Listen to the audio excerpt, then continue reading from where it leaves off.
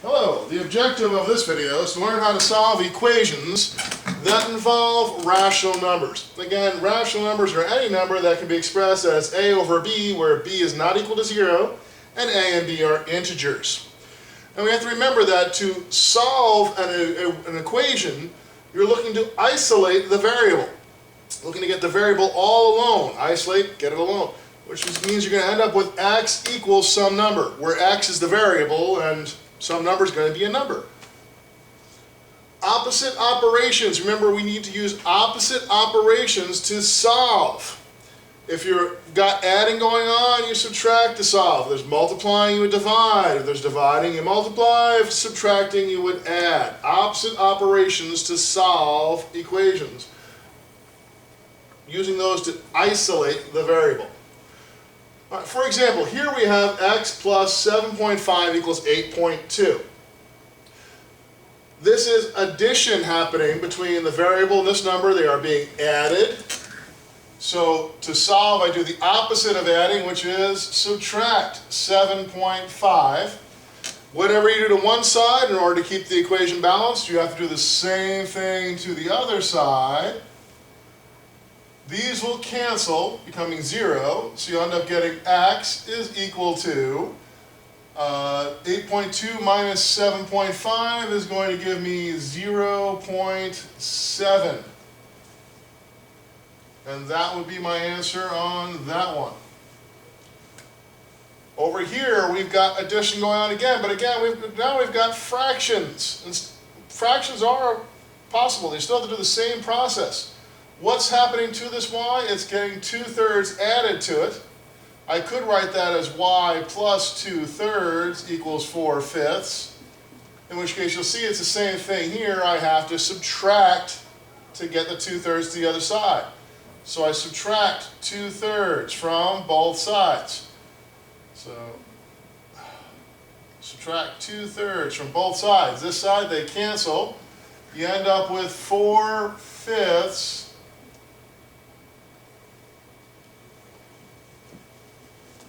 You end up with y equals 4/5 minus 2/3. Now to solve that, you can do the butterfly method. 3 times 4 is 12, 5 times 2 is 10. I'm going to bring the subtraction up. 12 minus 10 is 2. 5 times 3 is 15. I get y is equal to 2/15. All right, here I've got 1.5x. Remember, when you've got a number right next to a variable with nothing in between, it means you are multiplying. And the opposite of multiplying would be to divide by 1.5. Whatever you do to one side, same thing to the other. Any number divided by itself is going to give you a 1. So at this point you have 1x, which is the same as saying x. 7.5 divided by 1.5, and you would get 5. So your answer is x equals 5. Over here, we have z minus 1.8. Subtraction. The opposite of subtracting is adding. So we add 1.8 to both sides. When you're adding opposites, you take the larger minus the smaller. The answer will get the sign of the larger number. So we end up with, let's see here, we're subtracting there, so we're going to get the 2, you get 1.6. You get a negative 1.6 for that one. Here we got a fraction times our variable, and when you've got a fraction times a variable, you have to divide to solve, but you can't divide by a fraction. So instead, you would multiply by the reciprocal. Multiply by 4/3. Whatever you do to one side, you have to do the same thing to the other. This becomes x is equal to 6 times 4/3, so it's like saying 6/1. Negative 6 times 4 is negative 24. 1 times 3 is 3. You simplify that and you get x is equal to -8 for your answer on that one. Here we got a variable being divided by 3.2, and this time it's the letter B, like this was a y over here. It doesn't matter what letter, any letter can be a variable. So this is being divided by 3.2. The opposite of dividing would be to multiply by 3.2. But I also have this negative here. And I want, at the end, when I've got a solution, I have to have a positive variable equals a number. We cannot have the negative. So I'm going to multiply by -3.2 to get rid of the negative at the same time. So I end up with a positive b is equal to -3 times 3.5. Well, here let's 3.2, 3.5, 2 times 5, we carry the 1, 6, 7, placeholder 0, 15, 3 times 3 is 9, plus 1, I get 10.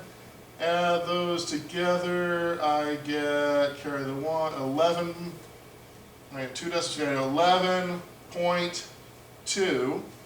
And since it was a negative times a positive, I would end up with a negative 11.2 for my answer there.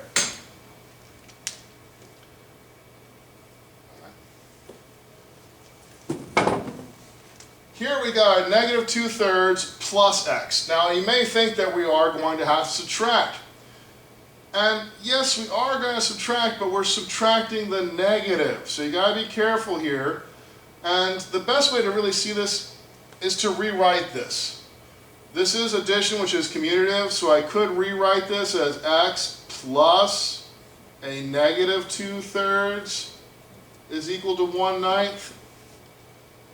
And when you look at it as plus a negative, well, we're looking at that opposite operation, which means we're going to have to subtract a -2/3. And subtracting a negative becomes adding a positive. So we're actually going to be adding 2/3 to this side here, which gives you x is equal to 1/3 plus 1/9 plus 2/3. So let's give myself a little extra space here. X equals 1/9 plus 2/3. I can convert this to a common denominator by multiplying by 3, which gives me 1/9 plus 6/9. Add those together, I get 7/9.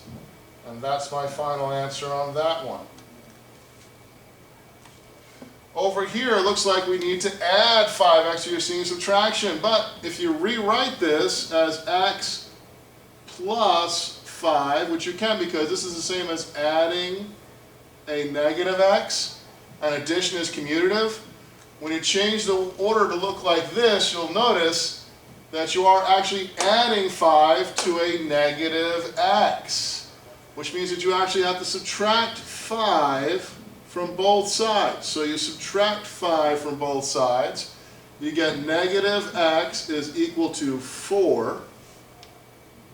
And you might think you're done, but you have to have the x alone. That negative means that's not alone. This is actually -1 times x. So to get rid of the negative, I have to divide by -1. And when I do that, I get x is equal to 4 divided by 1 is 4. A positive divided by a negative is going to give me a negative. So I get -4 for my answer for x there. The best way to learn math is to do math, so take a moment, copy these questions down, pause them, give them a try. Welcome back.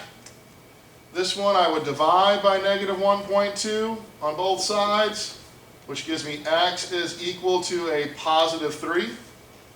This one I would multiply by 2.5 on both sides. And 2.5 times 2.5 is going to give me 6.25. Don't forget to box or circle your final answer. Here we're going to add 1/3 to both sides. We get x is equal to 1/3 plus 5/8. If we do that butterfly method, we're going to get 8 plus 15 over 24. 8 plus 15 is, so I get 23 over 24, which is my final answer on that one. This one I would have to add 3/7 because the opposite of the minusing a minus because it's plus 3/7. So I add 3/7 to both sides.